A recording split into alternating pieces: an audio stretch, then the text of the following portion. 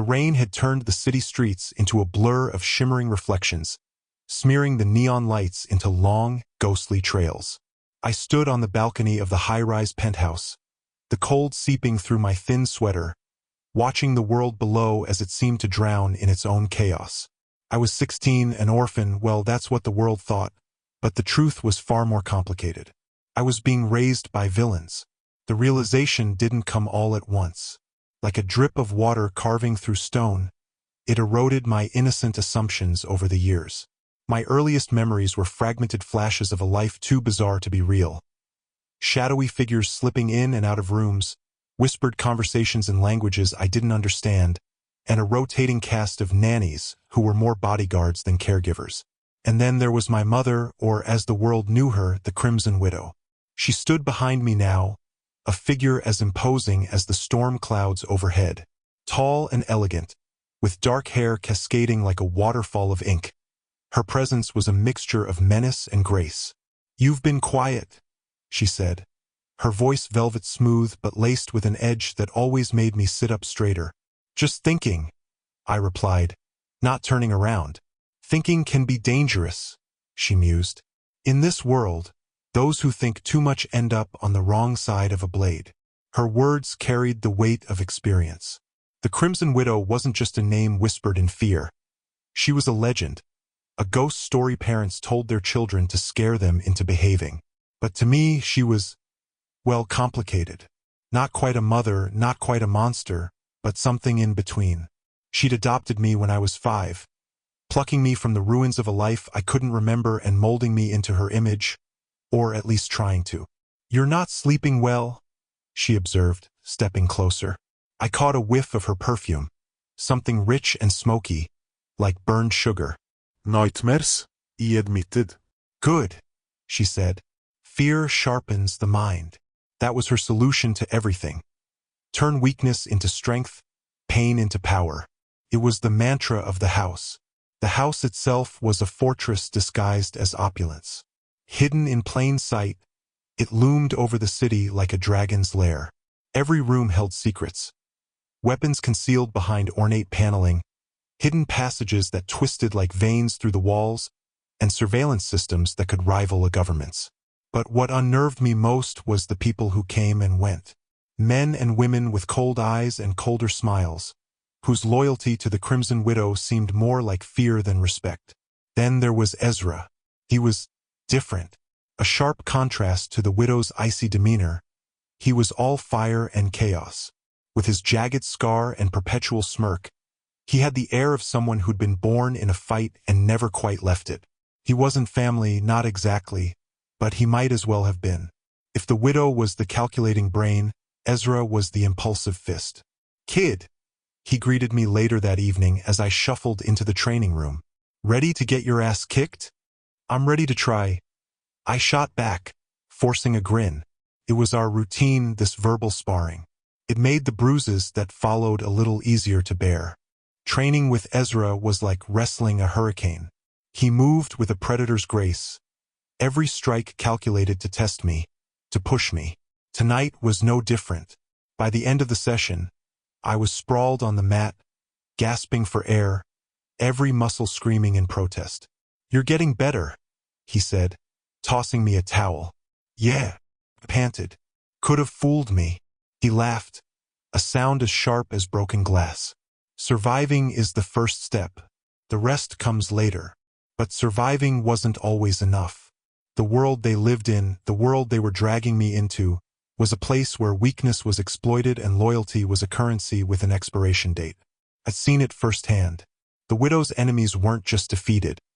They were dismantled, their lives unspooling like thread from a torn tapestry. And yet, for all her ruthlessness, she'd never let me see her truly vulnerable. Until one night she did. It was past midnight when I found her in the study, a glass of something amber and potent in her hand. The room was dark except for the glow of the city lights filtering through the floor-to-ceiling windows. She looked human for once. "Tired. Can't sleep either?" I ventured. She didn't respond immediately. When she did, her voice was softer than I'd ever heard it. "Do you know why I took you in?" The question caught me off guard. She'd never spoken about it, and I'd never dared to ask. No, I admitted. She swirled the liquid in her glass, watching it like it held the answers. Because you reminded me of someone. Someone I lost a long time ago. It was the closest she'd ever come to admitting she had a heart. I didn't know what to say, so I said nothing. Instead, I sat down across from her, the silence stretching between us like a fragile thread. That was the night I started to understand her, just a little. She wasn't evil for the sake of it. She was broken, a mosaic of jagged pieces held together by sheer will. But understanding didn't make it easier to reconcile the woman who'd tucked me in as a child with the mastermind who could order a man's death without blinking. The lines blurred even further when I met Leo. He was one of the widow's projects, a hacker with a past as messy as his hair. We bonded over shared sarcasm and late-night raids on the kitchen. Unlike the others, he didn't treat me like an extension of the widow. He saw me, just me. You ever think about getting out? He asked one night as we sat on the rooftop, a stolen bottle of soda between us. Out, I echoed. Yeah, away from all this. He gestured vaguely at the skyline. The crime, the chaos, the whole villain-in-training thing. I wanted to laugh, but the thought had crossed my mind more times than I cared to admit. And go where? Anywhere, he said. There's a whole world out there, you know? Not everyone's playing some twisted game of chess. The idea was intoxicating, but it was also impossible. The widow had invested too much in me to let me go, and deep down, a part of me didn't want to leave. As warped as it was, this was my family. But families have breaking points.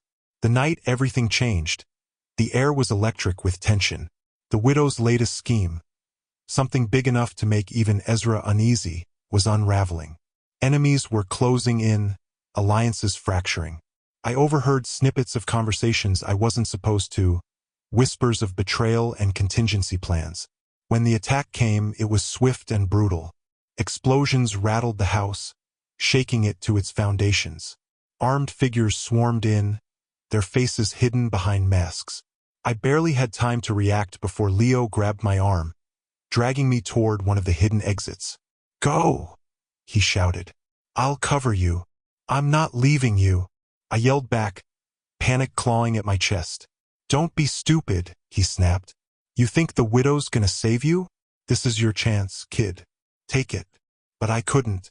As much as I wanted to escape, I couldn't abandon her. She was still in there, fighting for her life, for our lives. So I ran back, weaving through the chaos, dodging bullets and bodies. I found her in the main hall, a crimson silhouette against the flames consuming the walls. She was holding her ground, her movements a deadly dance, but even she couldn't fight forever. What are you doing here? She demanded when she saw me. I told you to run. I couldn't, I said. I won't. For the first time, I saw something like pride in her eyes.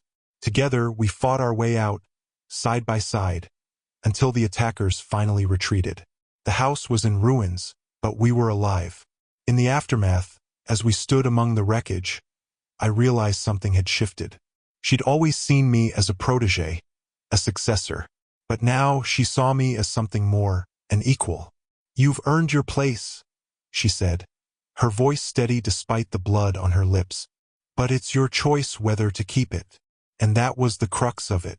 I could stay, become the heir to her empire, or I could walk away, carve out a life of my own.